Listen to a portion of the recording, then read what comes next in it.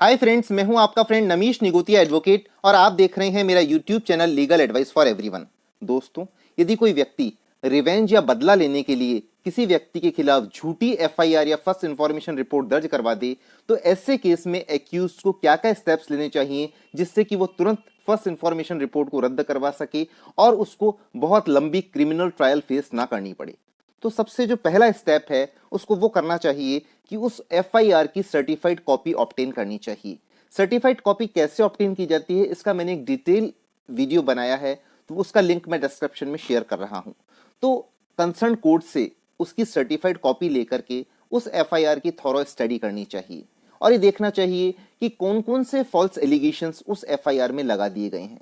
इसके बाद जो कंसर्न पुलिस ऑफिसर, जिसको इन्वेस्टिगेशन ऑफिसर बोलते हैं, जो केस को इन्वेस्टिगेट कर रहा है, उसके खिलाफ उसके सामने एक डिटेल रिप्रेजेंटेशन फाइल करना चाहिए। ऐसा रिप्रेजेंटेशन एक्यूज्ड अपने नेक्स्ट फ्रेंड या किसी रिलेटिव या किसी एडवोकेट के थ्रू इन्वेस्टिगेशन ऑफिसर के पास भिजवा सकता है। उसमें रिक्वेस्ट करनी चाहिए कि जो जो डॉक्यूमेंट्स रिप्रेजेंटेशन के साथ लगाए हैं उनको केस डायरी का पार्ट बनाया जाए। यदि पुलिस इन्वेस्टिगेशन ऑफिसर उस रिप्रेजेंटेशन को रिकॉर्ड पर नहीं लेता है तो एसपी ऑफिस में एक रिक्वेस्ट डालनी चाहिए कि हमने ये रिप्रेजेंटेशन इस केस में दिया है, इन्वेस्टिगेशन ऑफिसर को डायरेक्शन दिए जाएं कि वो रिप्रेजेंटेशन को रिकॉर्ड पर ले और ऐसे रिप्रेजेंटेशन को रजिस्टर्ड पोस्ट से भी कंसर्न पुलिस स्टेशन में इन्वेस्टिगेशन ऑफिसर के पास भेजना चाहिए। अब इसके बाद जो स्टेप है वो ये है कि यदि फिर भी ऐसा लगता है कि एक फेयर इन्वेस्टिगेशन ऑफिसर नहीं कर रहा, वो कंप्लेनेंट से मिला हुआ है और मिली भगत करके झूठी एफआईआर के थ्रू एक झूठे केस में फंसाना चाहता है, तो कंसर्न सुपरिंटेंडेंट ऑफ पुलिस में जाकर के इन्वेस्टिगेशन ऑफिसर या जांच अधिकारी को बदलने की मांग करने के लिए एक प्रार्थना पत्र या रिप्रेजेंटेशन देना चाहिए। इसके बाद अब बारी आती है इन सब उपायों से भी एक्यूज को कोई रेमिडल ना मिले तो, कोई लाभ ना मिले तो section 482 of the code of criminal procedure, जिसमें हाई कोर्ट की वास्ट पावर्स हैं कि वो कोई भी डायरेक्शन दे सकते हैं, फेयर इन्वेस्टिगेशन का डायरेक्शन दे सकते हैं, एफआईआर को क्वैश कर सकते हैं। इस बारे में ऑनरेबल सुप्रीम कोर्ट ने एक बहुत महत्वपूर्ण निर्णय दिया। केस का नाम है ज्ञान Singh versus state of Punjab. 24 सितंबर 2012 को ऑनरेबल सुप्रीम कोर्ट की लार्जर बेंच से ये केस डिसाइड हुआ।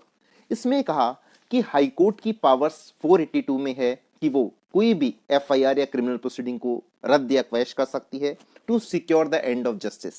मतलब जस्टिस सिक्योर करने के लिए किसी भी एफआईआर को ऑनरेबल हाई कोर्ट द्वारा 482 की पिटीशन में रद्द किया जा सकता है या to prevent the abuse of the process of any court. ये दोनों महत्वपूर्ण सिद्धांत प्रतिपादित किए। अब प्रश्न उठता है कि वो कौन कौन से डॉक्यूमेंट्स हैं जो कि 482 पिटीशन में ऑनरेबल हाई कोर्ट के सामने पेश किए जाने चाहिए जिससे कि फर्स्ट इंफॉर्मेशन रिपोर्ट रद्द करवाई जा सके। तो सबसे पहले सर्टिफाइड कॉपी ऑफ एफआईआर पेश करनी चाहिए। जो आपने इन्वेस्टिगेशन ऑफिसर या एसपी ऑफिस में रिप्रेजेंटेशन भेजा उसको डॉक्यूमेंट्स के साथ 482 पिटीशन में फाइल करना चाहिए। यदि पार्टीज के बीच में कोई सिविल डिस्प्यूट है या ऑलरेडी कोई लिटिगेशन क्रिमिनल सिविल रेवेन्यू का पेंडिंग है तो उस केस की सर्टिफाइड कॉपी साथ में फाइल करनी चाहिए और ऐसे सारे रेलेवेंट डॉक्यूमेंट्स फाइल करने चाहिए जिससे कि पिटिशनर की इनोसेंसी प्रूफ होती हो। यदि एक्यूज्ड और भी और कंप्लेनेंट के बीच में या कंप्लेनेंट की कई सारे तरह के केसेस चल रहे हैं तो वो डॉक्यूमेंट्स भी फाइल करके शो करना चाहिए कि देखिए कंप्लेनेंट एक प्रोफेशनल लिटिगेंट है और लिटिगेशन करके वो दबाव बनाता है। एक और महत्वपूर्ण प्रश्न उठता है कि 482 पिटीशन में क्या क्या ग्राउंड्स लेने चाहिए जो एफआईआर को रद्द करवाने में महत्वपूर्ण साबित हो सकते हैं।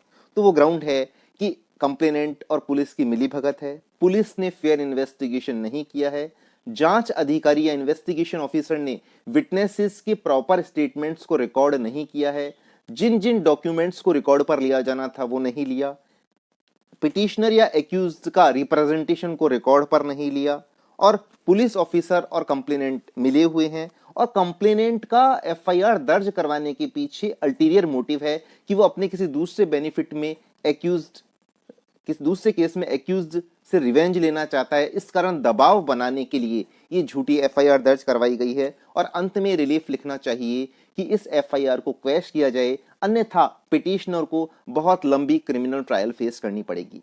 तो इन सभी आधारों पर 482 पिटीशन फाइल करके एक झूठी एफआईआर को रद्द करवाया जा सकता है और क्रिमिनल ट्रायल का जो लेंदी प्रोसेस है उससे बचा जा सकता है। आज का वीडियो इतना ही। Thank you so much friends.